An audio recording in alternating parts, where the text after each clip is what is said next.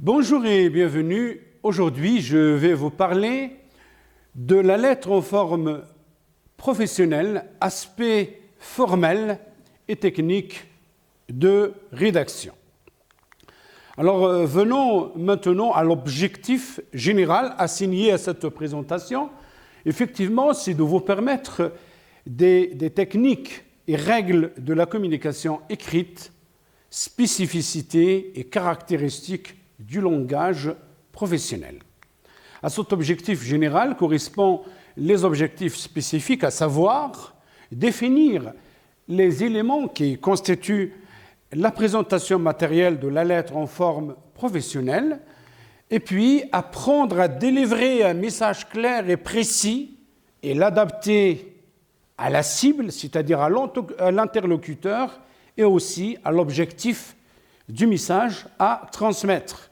Le troisième objectif, c'est de vous permettre d'être capable de rédiger des lettres de demande d'inscription, d'excuses, de stage, d'emploi, de participation au concours, des lettres de demande de documents, etc. Alors, je vais commencer par, tout d'abord, citer quelques supports de la communication écrite. Alors, on peut citer les lettres dans leurs différentes, si vous voulez, types. Et puis, le bordereau d'envoi, c'est un support de documents administratifs.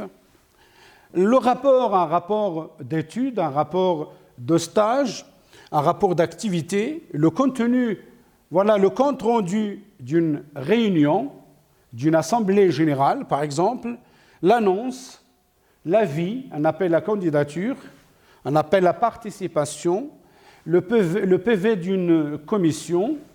On peut aussi utiliser une fiche technique d'un établissement, une fiche signalétique d'une ville, comme on peut également utiliser des documents administratifs dans le domaine de la gestion financière, comptable, dans le domaine de la gestion des ressources humaines. On peut également utiliser du support de la communication écrite, utilisé dans le domaine médiatique, voilà, spécialement le communiqué de presse, l'éditorial, le cheval, la chronique, et je cite encore. Passons maintenant aux différentes phases de l'élaboration de l'écrit professionnel.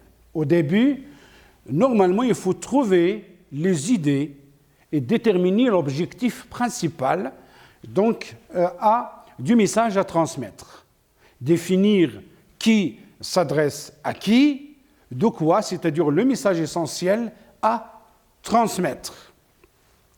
Deuxièmement, faire un plan, c'est-à-dire là, c'est une question qui porte sur l'aspect formel et pour chaque document professionnel correspond une disposition, correspond une forme. Troisièmement, choisir les mots, rédiger des phrases, utiliser un vocabulaire professionnel, veiller à l'orthographe, au respect des signes ponctuatifs et également au respect des règles de la grammaire. Dans la quatrième phase, utiliser un papier formalisé, normalisé A4, et puis respecter l'aspect formel de documents professionnels, de l'écrit professionnel, choisir la typographie, la mise en page et l'organisation d'ensemble de l'écrit fonctionnel utilisé. Troisièmement, parlons de la lettre, de sa présentation matérielle, et tout d'abord à retenir la lettre. C'est un espace à organiser, c'est-à-dire le message, ce n'est pas tout simplement le contenu qui est important, mais aussi la forme, c'est-à-dire l'habillage du message. Alors, pour rédiger une lettre, comme vous allez le remarquer, tout d'abord, préciser la date en haut, la ville, la date, le jour, le mois et l'année.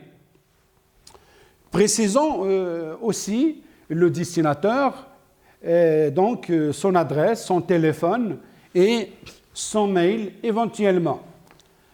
Souscription à qui on s'adresse, donc le destinataire ou le récepteur, voilà, et puis à monsieur le directeur, à monsieur le président, et puis définir aussi la qualité et la ville du destinataire. Voilà, par suite à la souscription, définir l'objet de la lettre, qu'il soit bref, qu'il soit précis. Par la suite, il faut préciser les références. Donc, est-ce qu'on écrit suite à une situation précédente? Et dans ce cas-là, il faut préciser est-ce qu'il s'agit d'un texte juridique auquel il faut faire référence? Est-ce qu'il s'agit d'une annonce? Est-ce qu'il s'agit d'un appel à candidature paru, publié sur un site? Est-ce qu'il s'agit d'une note, une note ministérielle? Et dans ce cas-là, il faut préciser le numéro et la date, de documents de référence. Par la suite, la formule d'appel. Monsieur le directeur, monsieur le président, monsieur le gouverneur, monsieur le doyen. Donc, c'est pour exprimer une atténuation polie vis-à-vis de notre interlocuteur. Par la suite, la formule d'attaque, c'est-à-dire exprimer en peu de mots le message essentiel à transmettre.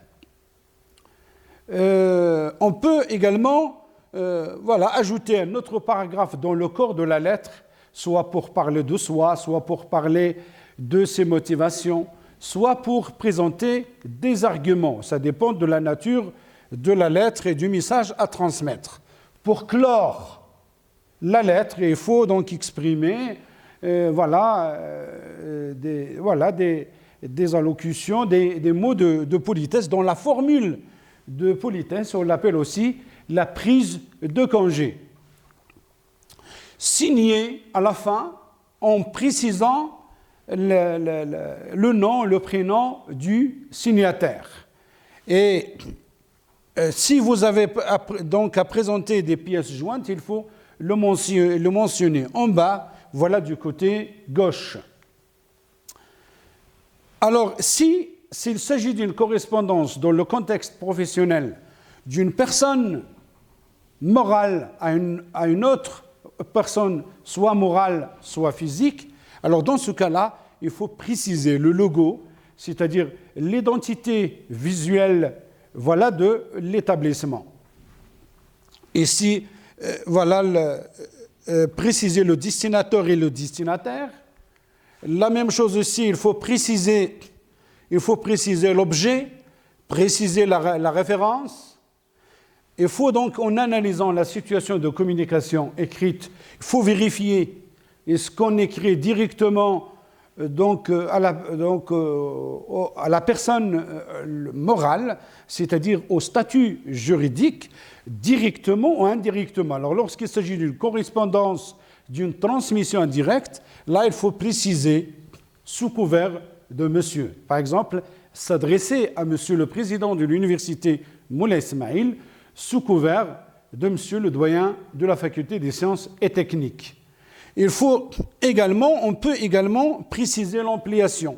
L'ampliation, lorsqu'il s'agit d'un même document, d'une même lettre, une invitation par exemple, adressée à un certain nombre de personnes. Alors dans ce cas-là, on peut préciser dans l'ampliation toutes les personnes qui ont reçu le même document. La caractéristique d'un document professionnel, d'une lettre dans sa forme professionnelle, adressée par une personne morale à une autre, soit physique, soit morale, donc c'est d'être enregistré. C'est-à-dire qu'il doit porter un numéro de départ avec la date d'immatriculation. Et puis aussi, là on peut trouver en bas de page ce qu'on appelle l'en-tête, un papier en tête où figure l'adresse, les mails, le téléphone et si vous voulez, tous les renseignements concernant l'établissement. Lorsque cette lettre est reçue par le destinataire, elle peut être l'objet d'une immatriculation d'un enregistrement, c'est-à-dire courrier arrivé en précisant le numéro de l'arrivée et le numéro également et la date aussi de l'arrivée. Les deux documents qui sont devant vous distinguent effectivement entre la lettre dans sa forme personnelle et la lettre dans sa forme professionnelle. Comme vous allez le remarquer ici, on dit « mon cher Nathan ». Donc ici donc, on utilise un style subjectif. Et puis, avec « cher », c'est-à-dire avec des adjectifs ayant une charge si vous voulez, émotionnelle. Alors, c'est ce qui n'est pas effectivement permis dans la correspondance professionnelle, qui porte d'ailleurs un logo. Là, il n'y a pas de logo. Il y a l'enregistrement. La lettre personnelle n'est pas enregistrée. Regardez, la forme n'est pas du tout la même. À la fin, il y a un cachet. Ici, il n'y a pas du cachet. Là, on utilise le vous voyement pour exprimer la politesse. Là, on peut utiliser le tu. J'espère que tu vas bien et que ta nouvelle année commence bien. Je t'écris pour parler de ma nouvelle vie ici. Alors que ici, donc, veuillez donc résilier mon abonnement. Et donc là, on utilise le vous, la deuxième personne du pluriel au lieu de la deuxième personne du singulier. Cette image illustre à juste titre, si vous voulez, l'aspect formel et la disposition des paragraphes dans une lettre en forme professionnelle. Regardez donc, c'est le respect de l'alinéa, donc c'est le respect de tous les éléments, c'est la répartition de tous les éléments qui constituent la présentation matérielle d'une lettre en forme professionnelle au niveau du papier normalisé A4, et chaque élément a une place bien précise. La place de la date, ce n'est pas la place des références, ce n'est pas la place de la signature, ce n'est pas la place des pièces jointes. Et puis, comme vous allez le remarquer ici, nous avons trois paragraphes avec le respect de l'alinéa. Essayons de faire maintenant la comparaison entre la lettre dans sa forme professionnelle et le bordereau d'envoi. Donc, il y a ici le logo, donc c'est presque le cas pour la lettre professionnelle d'une personne, donc adressée par une personne morale. Il y a le destinataire, il y a l'enregistrement, mais comme vous allez le remarquer, la désignation, la nature et l'objet de cette correspondance n'est pas présentée de la même manière. C'est-à-dire, il y a ici un tableau en précisant l'objet avec le nombre de pièces transmises et puis la remarque du destinataire, que ce soit pour attribution, que ce soit pour information, que ce soit pour diffusion, que ce soit pour approbation. Donc, c'est-à-dire l'objectif, effectivement, des pièces transmises. Donc, à la fin, comme vous allez le remarquer, lorsqu'il s'agit d'un papier en tête, vous allez trouver dans un bordereau d'envoi, donc utilisé pour le transfert des documents administratifs, vous pouvez également l'établir sur un papier donc en tête avec tous les renseignements nécessaires de l'établissement émettrice. Lorsqu'on écrit, on peut faire référence à un élément précédent, par exemple en utilisant comme suite à votre lettre ci-dessus référenciée, comme suite à votre annonce citée en référence. On peut écrire par la lettre rappelée en référence, numéro tel en date telle, par votre communication téléphonique vous avez attiré mon attention sur, donc là je réagis en fonction d'une situation précédente. Alors lorsqu'il s'agit d'une candidature spontanée, c'est un autre cas. Donc on peut utiliser tout simplement « j'ai l'honneur de vous informer », « j'ai l'honneur de vous rappeler », « j'ai l'honneur de vous faire connaître », « j'ai l'honneur de vous transmettre », c'est-à-dire d'une manière spontanée et sans situation précédente. Pour la rédaction de la formule de politesse, à la fin, on peut utiliser « Je vous prie de croire, monsieur, madame, à l'expression de ma haute considération ». Et donc là, on peut utiliser soit le verbe « croire ». « Croire », c'est un verbe transitif indirect employé avec la préposition « à ». Donc, veuillez croire à l'expression de mes salutations les meilleures. Donc, on utilise le verbe croire suivi de la préposition à, donc qui introduit un complément d'objet indirect. Soit utiliser le verbe agréer, voilà, employé avec un COD, avec un complément d'objet direct. Veuillez agréer, monsieur le directeur, intercalé entre virgules, toujours pour exprimer une atténuation polie. Et voilà, veuillez agréer, monsieur ou bien madame, l'expression de mes sentiments les meilleurs. Je vous prie d'agréer, monsieur, madame, l'expression de mes salutations distinguées. Donc, l'expression de la formule de politesse doit intégrer normalement les caractéristiques de notre interlocuteur et également sa position hiérarchique.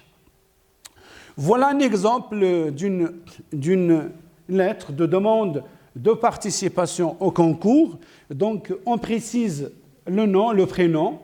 Donc, c'est une situation ici de communication écrite d'une personne physique à une personne morale. Et donc, il faut préciser ici la ville, la date de l'émission, la date de l'envoi, l'adresse, les mails, le téléphone éventuellement, l'objet, plutôt le destinataire à qui on envoie la correspondance. Et dans toutes les correspondances, il faut s'adresser à l'autorité compétente, donc, c'est-à-dire respectant la hiérarchie, si vous voulez, de l'établissement à qui on s'adresse. Préciser l'objet.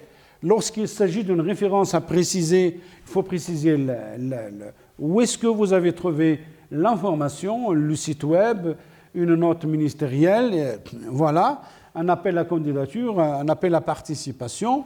La formule ici d'appel, regardez comment il est présenté le corps de la lettre, donc toujours avec l'alinéa, et donc nous avons ici 3 paragraphes, et il y a une justification du côté droit. Nous avons respecté la mise en page, regardez, il y a au moins 2,5 cm du côté gauche, au moins 1,5 cm du côté droit, et puis 1,5 cm voilà, en haut, et puis normalement 2,5 cm d'en bas.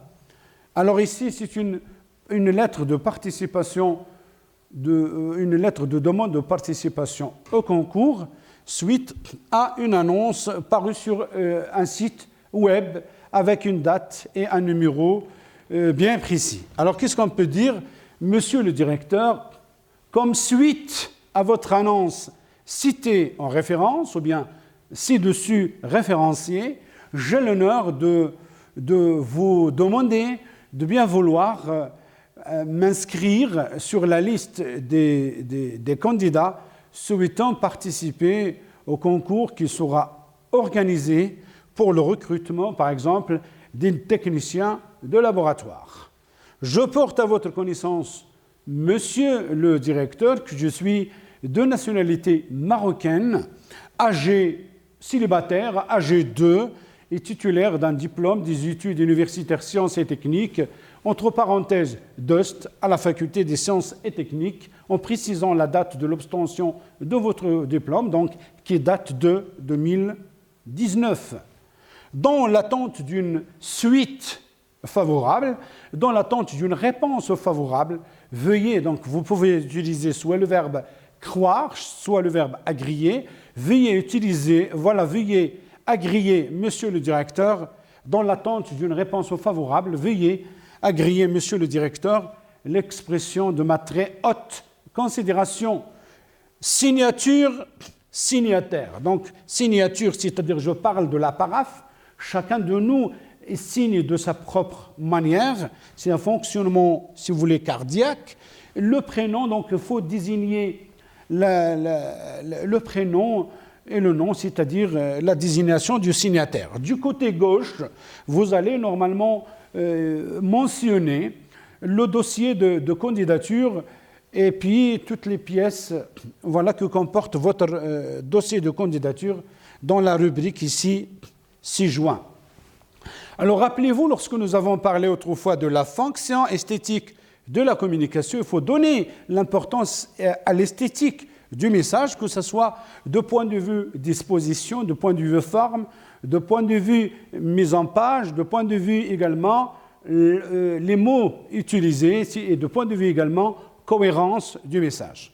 On peut, rappelez-vous, lorsque nous avons parlé de l'allitération, c'est-à-dire la redondance excessive d'une consonne, je peux par exemple dire, et vous allez remarquer qu'il y a le R, c'est la vibrante qui se répète, j'ai l'honneur de vous prier, de bien vouloir m'inscrire sur la liste des candidats. Au lieu de dire souhaitant, je vais dire espérant participer au concours de recrutement des techniciens au laboratoire, si vous voulez, au sein de votre établissement. Donc vous allez remarquer, j'ai utilisé presque tous les mots comportant si vous voulez, la vibrante R, voilà, qui est pour donner une certaine esthétique, voilà, à mon message et pour faciliter la transmission et la mémorisation. Donc donc pour terminer, je peux organiser l'enveloppe de cette manière, donc laisser une petite marge en haut et en bas. Je peux préciser ici le destinataire sur la même page, le destinataire, et puis regarder pour l'utilisation des taxes de franchissement, c'est-à-dire du timbre. Donc il faut éviter de le coller par exemple de ce côté pour ne pas le déchirer. Donc choisir la place. Donc voilà, si vous voulez, une manière pour l'organisation de l'enveloppe. Alors je termine par la leçon de communication de Fernand Reynaud dans son sketch qui est connu, qui est célèbre. Il s'agit quand même d'un commerçant qui a demandé à son employé d'utiliser une publicité pour vendre des oranges. Et voilà ce qu'il a écrit, cet employé.